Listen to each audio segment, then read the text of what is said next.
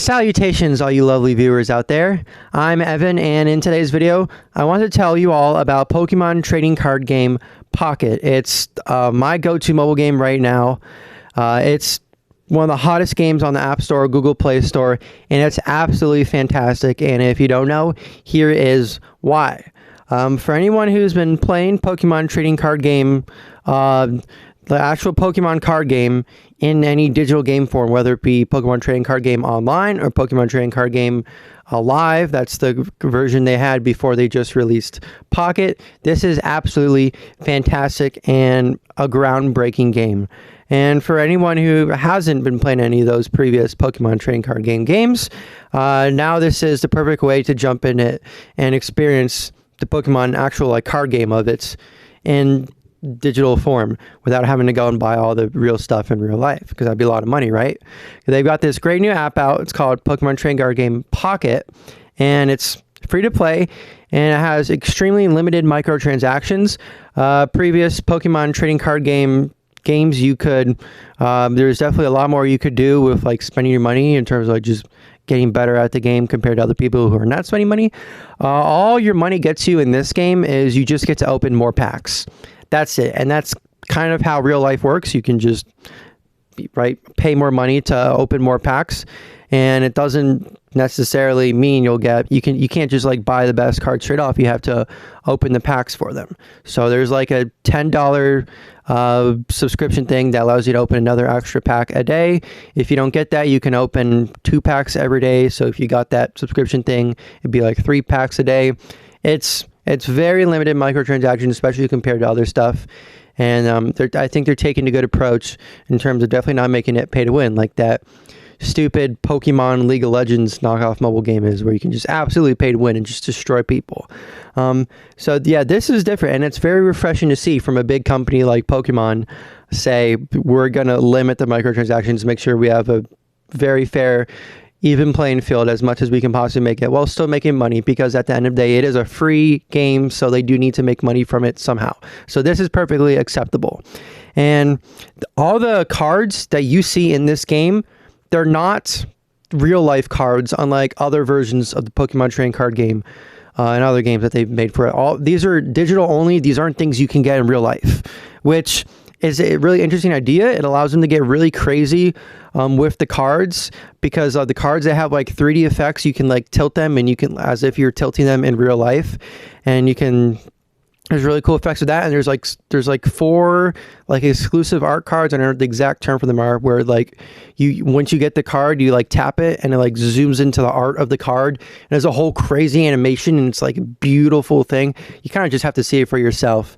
It's really cool. So I'm gonna do more and more cards like those, and they can make changes to the cards without having to worry about making changes to the cards in real life. If they need to do balancing, I guess it would be patches, if there's any meta concerns, any stuff that's too out of control, too out of hand, they can do stuff like that without having to bother trying to get it done in real life as well. So it allows them to balance the game more and make it more fair, instead of just saying, well, it's already out, so we can't change it anymore. It is what it is, right? So they can do more stuff like that to make it more fun to play. And this app is a complete overhaul of Pokemon trading card game in video game form, because previous iterations like Pokemon Trading Card Game Online and Pokemon Trading Card Game Live, they were the exact real life trading card game copied into video game form. This app does it a bit differently. It strips the game down of all the fluff and puts it back to the base essentials of what makes Pokemon Trading Card Game. And then they're going to start building up from there. So right now the game is pretty bare bones, but they're going to keep adding more and more on top of it. And in terms of how the game is actually played, like I said, it's simplified. There's no energy cards. You get energy is guaranteed every single round. You can select up to 2 energy types that you have a chance of getting each round. Let's say if I can pick fire and grass, right? So each round it's either going to give me a fire energy, or it's going to give me a grass energy, or you can just pick one energy. So I could get a fire energy every single round. It's either one of those 2 situations, right? There's no energy cards anymore, whereas previously you might not get an energy that round, right? You might not pull an energy card. So that makes it quite different. And there's no prize cards. Previously, in the real Pokemon trading card game, when you defeat the enemy's Pokemon. You can pick from like it's kind of like you just pick from a bunch of upside down cards, and you take one, and then it's cards from your deck. And that I enjoy that, and that's not a thing in this iteration of it. I wish it was. I don't know why it took it out. I mean, I guess I do, right? They're trying to dumb it down, make it the base essentials bill and that, like I said. I still wish they kind of kept that in though. So it's little things like that they've taken out, but overall it is just the Pokemon trading card game. Because the app, it does kind of focus on just collecting cards and opening packs.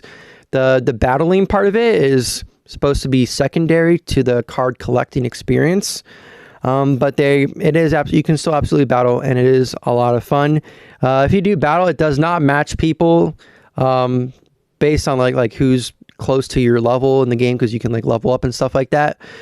It just gives you random people. So you might be level 1 and it could match against someone who has like all the craziest EXs you've ever seen and stuff like that. So it's not always fair, but it is still a good time, and it is nice to be able to beat people who are supposed to be better than you because they're higher level, but actually not that good at the game. You can just build a better deck. It is fun, and there is like an offline component to it too, where I mean, I think you have to be online to play it, but it's not against real people. It's against the AI, and there's different levels of difficulty, and you can go through all the decks that the AI will try to use against you. So there's an offline component to it too, like Pokemon trading card game on the Game Boy. So besides the card collecting stuff, you can do online battles, you can do set up battle situations against the AI. So there is some stuff to do there. You can't trade yet with other players. I think the way they're doing it right now, they only have like one kind of like expansion pack, like set of Pokemon cards called Genetic Apex that you can open in the game. And remember, this is not a real life expansion. This is only in the digital game. They made all these cards just for this game. You can choose from like a Charizard pack, a Mewtwo pack, or a Pikachu pack, and that will tell you like what kind of different cards you get. I've been open strictly Charizard packs because I figured if I keep opening the same pack over and over and over and over, that will increase the chance of me getting like really good cards and stuff like that. And instead of opening all the different 3 packs they have and trying to get good cards that way, I want to try to get a bunch of the Charizard pack cards first and move on to other ones. And then also, if you get duplicates of the same card, you can convert them into like points and put like special effects on them when you place them down. And also, if you keep opening the same pack over and over, you get points for that pack from opening that pack, and then you can use those points you've accumulated to get the cards that you want. It costs a lot, and I guess in that way, if you had the premium pass, that's another way the premium pass would give you an advantage towards getting the cards that you want, because then opening more packs, you get more pack points, and then you can quicker pick out the cards that you want to pull. I guess so, but still, I'd still say it's fair enough, especially to what we've seen past with that terrible Pokemon trading card game live app they did, where they had a battle pass and everything. That was just the absolute worst. I don't know how much people play the game, but I certainly did not stand for it one bit. I tried playing it for like 30 minutes. It was just like, nah, it was horrible. So this is way better. This is so much better. So I'm glad it exists. It's out. And so, yeah, and so like I was going to say, you can't trade yet, but when they release the next expansion pack, which I think is like in January, new set of packs to open in the game, then they're going to start allowing you to trade the first pack, Genetic Apex, that they're doing right now. So I think that's how it's going to work. So the current pack that just got released, expansion pack that just got released in it, you can't trade, but all the ones before that you can trade. And then once the next pack comes out, or expansion set, you can trade the previous one and all the ones before that. So that's how that's going to work. So yes, it's quite bare bones, but it's very obvious they're going to continue to add more and more to it. So the game is free, and I would highly encourage you to try it. If you like Pokemon at all, if you like Pokemon trading card game at all, if you like any trading card game at all, like Magic the Gathering, stuff like that, I'd say give it a shot because it's free. And it's a whole lot of fun. Like I said, it's my favorite mobile game right now, and I can see myself sticking with it a long time, especially as they keep adding more and more content to it. So yeah, there's not much other to say than that. I know it got nominated for Best Mobile Game of the Year at the Game Awards, and that's the one I voted for because I think it's way more fun than any of the other ones that it's also I guess in the same category, you're also trying to get the best mobile game of the year award. I voted for Pokemon trading card games. So if you care about the game awards or anything like that, like I don't really care that much, but I was like, I'll vote. Why not? I'd say if you're gonna vote for a mobile game, vote for that one. So yeah, I think that'll do it. Like I